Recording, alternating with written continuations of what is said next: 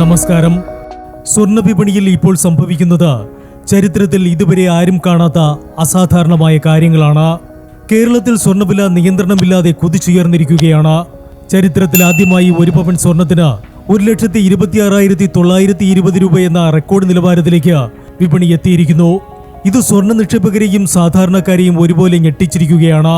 യുദ്ധം തുടങ്ങിയതോടെ അന്താരാഷ്ട്ര വിപണിയിൽ സ്വർണത്തിന് വൻ ഡിമാൻഡാണ് ഉണ്ടായിരിക്കുന്നത്. യുദ്ധം പശ്ചിമേഷ്യ മുഴുവൻ വ്യാപിക്കുമെന്ന ഭീതി നിക്ഷേപകരെ കൂട്ടത്തോടെ സ്വർണത്തിലേക്ക് മാറാൻ പ്രേരിപ്പിക്കുന്നു. ഒരു പവൻ സ്വർണ്ണാഭരണം വാങ്ങാൻ പണിക്കൂലിയും ടാക്സും ചേർത്ത് ഇപ്പോൾ ഏകദേശം 1.5 ലക്ഷത്തോളം രൂപ നൽകേണ്ട അവസ്ഥയിലേക്കാണ് കാര്യങ്ങൾ നീങ്ങുന്നത്. പുറത്തുവരുന്ന യുദ്ധവാർത്തകൾ തന്നെയാണ് ഈ വൻ പ്രത്യാഘാതത്തിന് പിന്നിൽ. വരും ദിനങ്ങളിലും ഈ കുതിപ്പ് തുടരാനാണ് സാധ്യത. യുദ്ധം അവസാനിച്ചില്ലെങ്കിൽ പവൻ വില 1,30,000 രൂപ കടക്കാൻ ദിവസങ്ങൾ മാത്രം മതിയാകും. നിലവിൽ സ്വർണം വാങ്ങാൻ പ്ലാൻ ചെയ്യുന്നവർ അതീവ ജാഗ്രത പാലിക്കുക.